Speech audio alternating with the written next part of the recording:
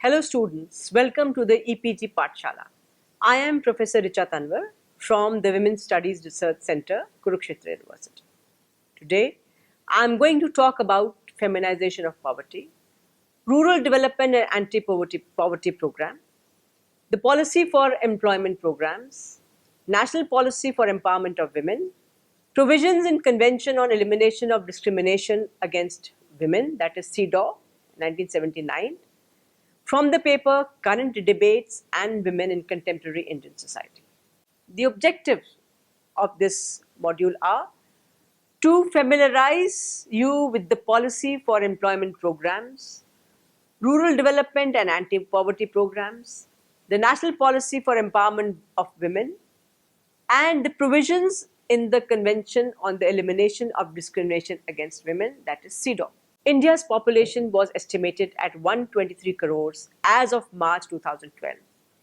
Based on the estimated population and the poverty ratio of 12.9%, 27 crore persons lived below the poverty line in 2012.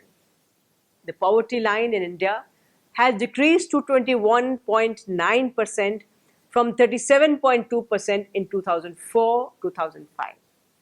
The national level poverty ratio is based on the Suresh Tendulkar methodology, which uses the mixed reference period after National Sample Survey Office, tabulated expenditure of about 1.2 lakh households across the country.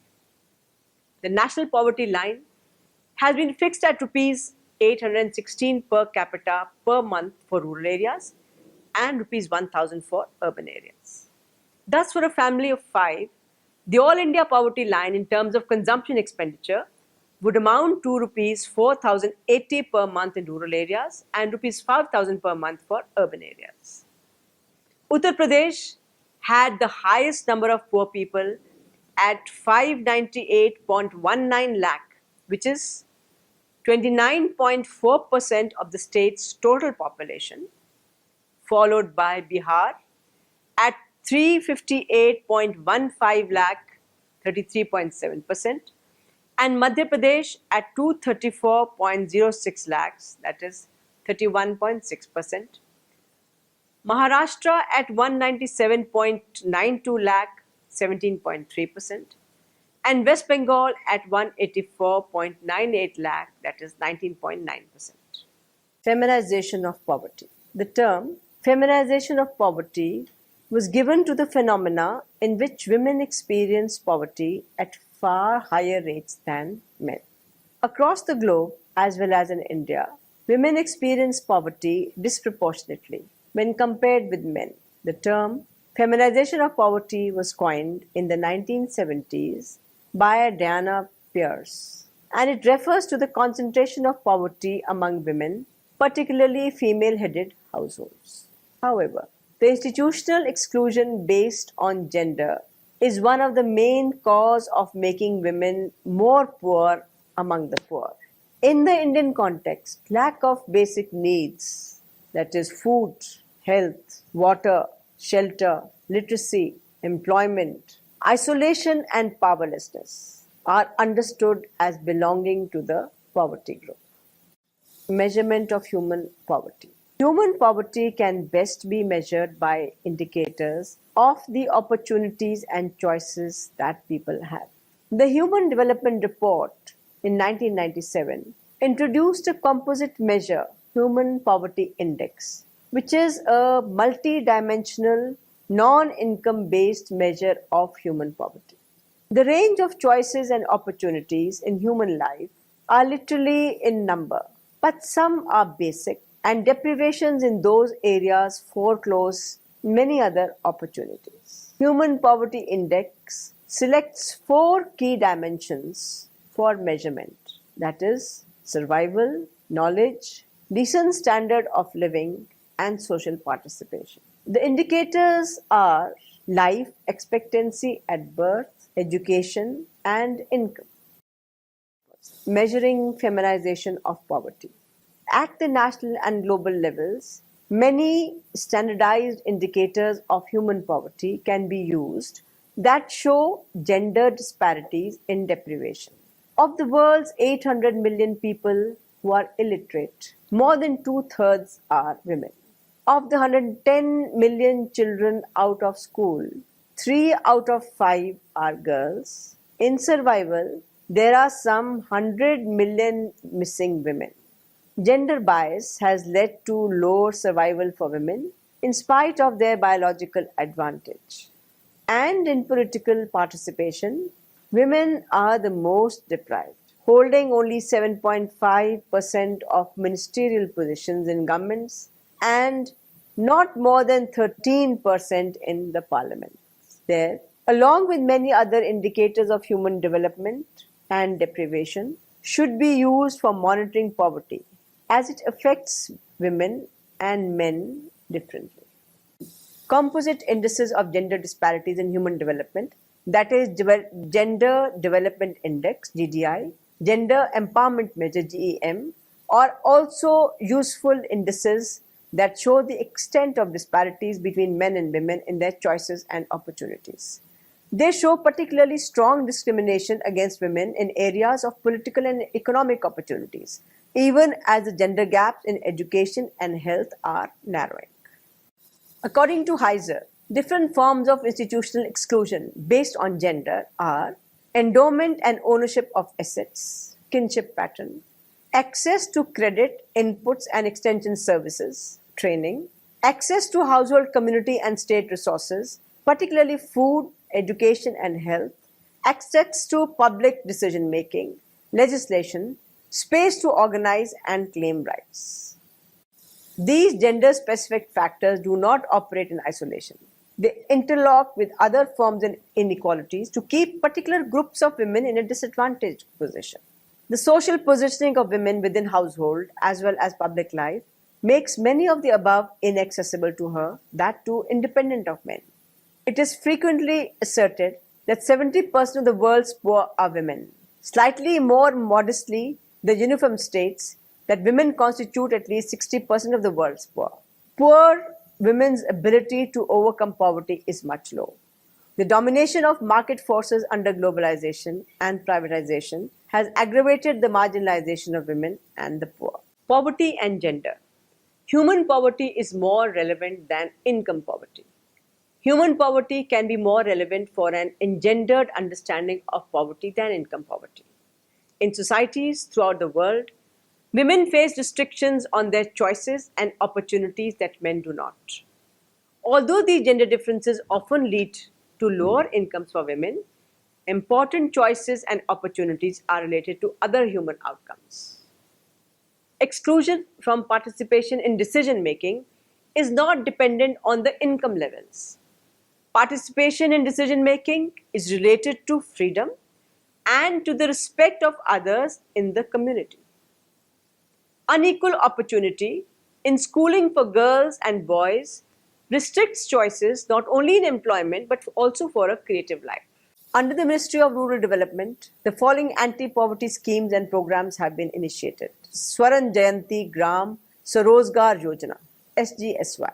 Under the SGSY, the focus is on the vulnerable sections among the rural poor, with SCs, STs accounting for 50%, women 40%, and the disabled 3% of the beneficiaries. The program lays emphasis on organization of poor SHGs and their capacity building. Pradhan Mantri Gram Sadak Yojana.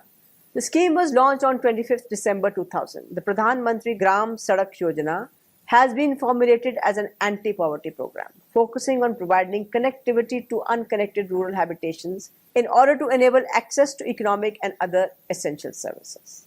Mahatma Gandhi National Rural Employment Guarantee Scheme, MNREGA. The National Rural Employment Guarantee Act 2005 was later renamed as the Mahatma Gandhi National Rural Employment Guarantee Act, is an Indian labor law and social security measure that aims to guarantee the right to work. It aims to ensure livelihood security in rural areas by providing at least 100 days of wage employment in a financial year to every household whose adult members volunteer to do unskilled manual work.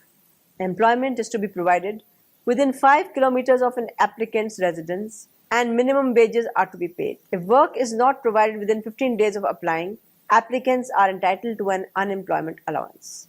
Apart from providing economic security and creating rural assets, NREGA can help in protecting the environment, empowering rural women, reducing the rural-urban migration, and fostering social equity, among others. Indira Awas Yojana. Indira Awas Yojana is a social welfare program created by the Indian government to provide housing for the rural poor in India. Under the scheme, financial assistance worth Rs 70,000 in plain areas and 75,000 in difficult areas, highland area is provided for construction of houses. The houses are allotted in the name of the woman or jointly between husband and wife. The construction of the houses is the sole responsibility of the beneficiary, and engagement of contractors is strictly prohibited. Sanitary latrines and smokeless chulas are required to be constructed along with each house, Indira Awas Yojana house, for which additional financial assistance is provided from the Total Sanitation Campaign and Rajiv Gandhi Gramin Vidyutikaran Yojana respectively. Anti-poverty programs in India. Acceleration of economic growth with a focus on sections which are employment-intensive facilities, the removal of poverty in the long run.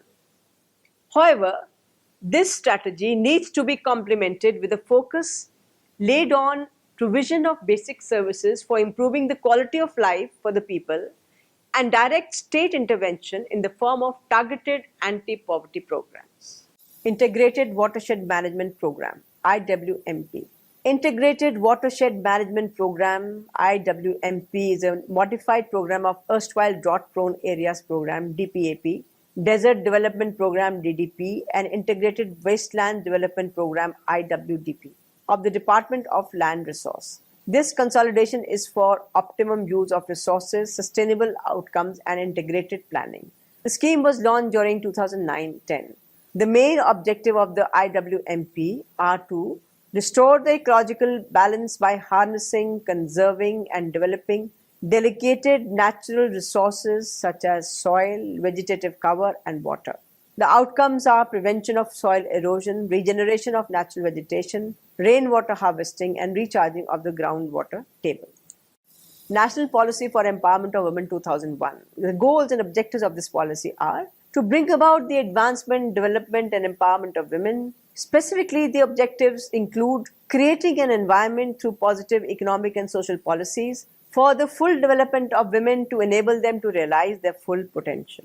Next is the de jure and de facto enjoyment of all human rights and fundamental freedom by women on equal basis with men in all spheres, political, economic, social, cultural, and civil.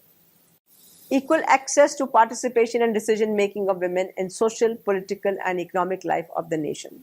Equal access to women to healthcare, quality education at all levels, career and vocational guidance, employment, equal remuneration, occupational health and safety, social security, and public office.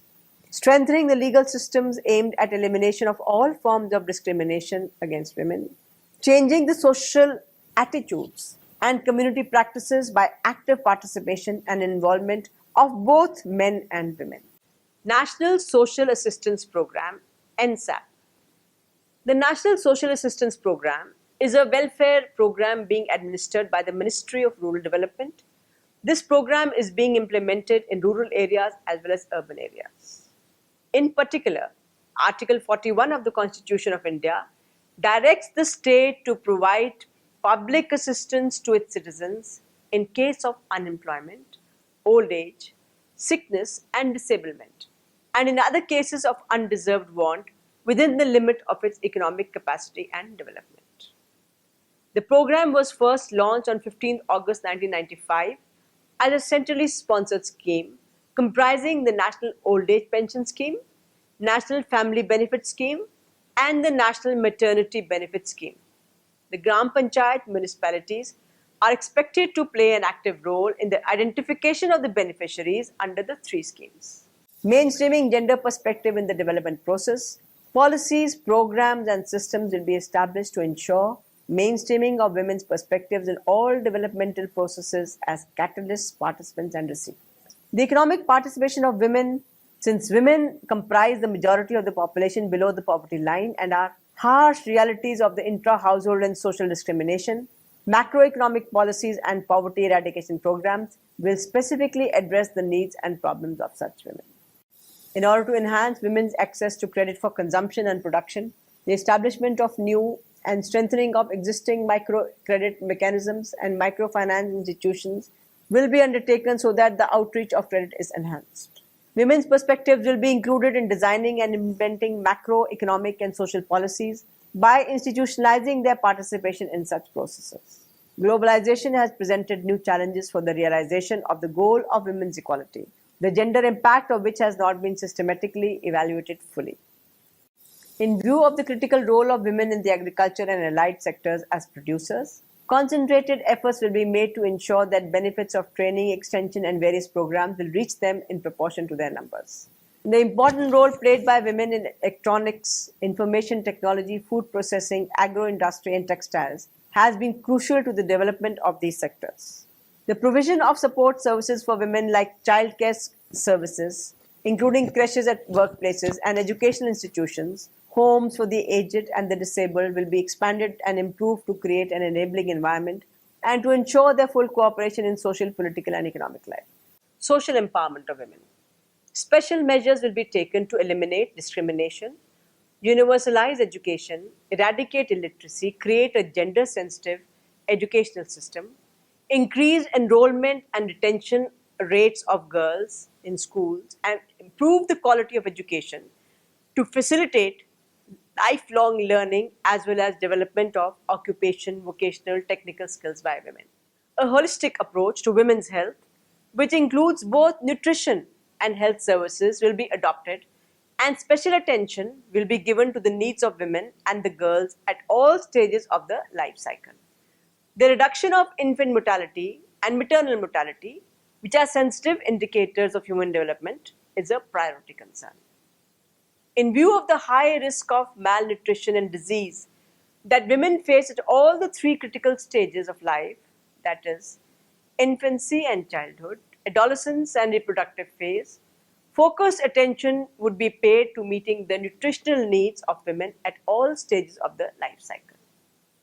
Special attention will be given to the needs of women in the provision of safe drinking water, sewage disposal, toilet facilities, and sanitation within accessible reach of households, especially in rural areas and urban slums.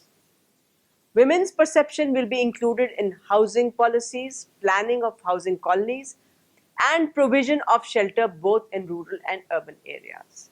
Women will be involved and their perspectives reflected in the policies and programs for environment, conservation, and restoration. Considering the impact of environmental factors on their livelihoods, women's participation will be ensured in the conservation of the environment and control of environmental degradation. Violence against women. All forms of violence against women, physical and mental, whether at domestic or societal levels, including those arising from customs, traditions, or accepted practices, shall be dealt with effectively with a view to eliminate its incidence. The rights of the girl child. All forms of discrimination against the girl child and violation of her rights shall be eliminated by undertaking strong measures, both preventive and punitive, within and outside the family. These would relate specifically to strict enforcement of laws against prenatal sex selection and the practices of female feticide, female infanticide, child marriage, child abuse, and child prostitution. Mass media. Media will be used to portray images consistent with human dignity of the girls and women. The policy will specifically strive to remove demeaning, degrading, and negative conventional stereotypical images of women and the violence that women face. The policy records that the causes of gender inequality are related to social and economic structures, which is based on informal and formal norms and practices. Consequently, the access of women, particularly those belonging to the weaker sections, including SC, ST, other backward classes, and minorities, majority of whom are in rural areas and in the informal, unorganized sector, to education, health, and productive resources is inadequate. Therefore, they remain largely marginalized, poor, and socially excluded. the Convention on the Elimination of Discrimination Against Women, which is called CEDAW.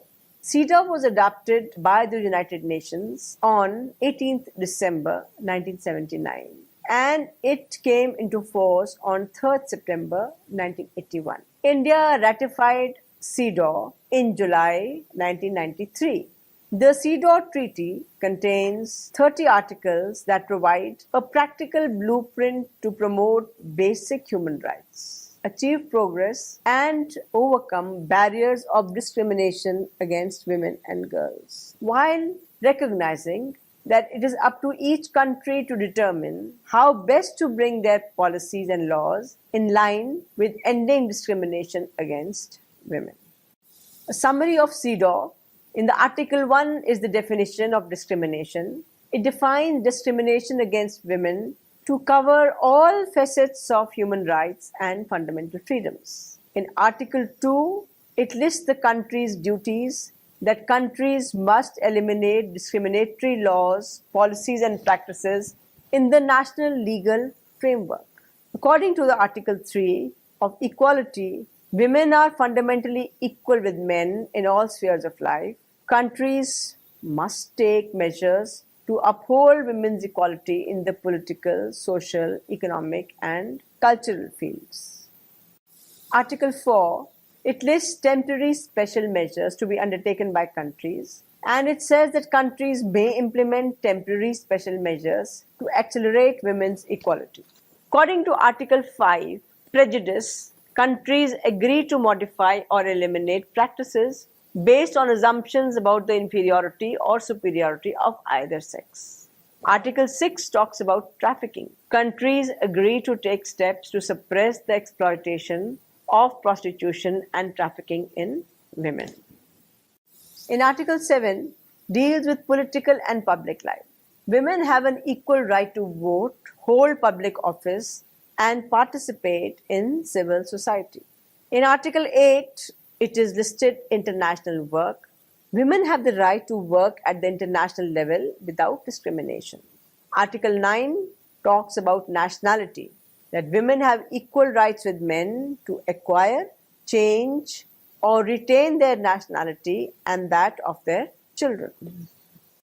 In Article 10, which talks of education, women have equal rights with men in education, including equal access to schools, vocational training, and scholarship opportunities. Article 11 lists employment, that women have equal rights in employment, including without discrimination on the basis of marital status or maternity. Article 12 lists health. Women have equal rights to affordable health care services. Article 13, economic and social life. Women have equal rights to family benefits, financial credit, and participation in recreational activities. Article 14, rural women. Rural women have the right to adequate living conditions, participation in development planning, and access to health care and education. Article 15 talks of equality before the law. Women and men are equal before the law. Women have the legal right to enter contracts, own property, and choose their place of residence.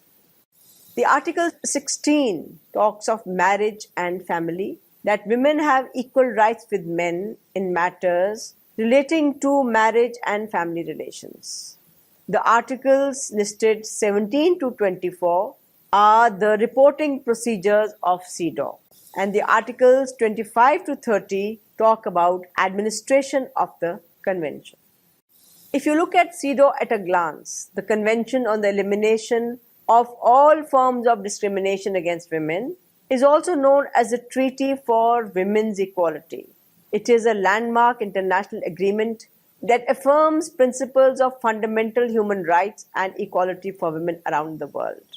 To date, 187 out of 194 countries have ratified the treaty. What is the role of the CEDAW Committee? Each country decides how best to achieve implementation. The CEDAW Committee has no enforcement authority. It can only make recommendations highlighting areas where more progress is needed in a particular country. Countries that ratify CEDAW agree to take all appropriate measures to implement the treaty's provisions.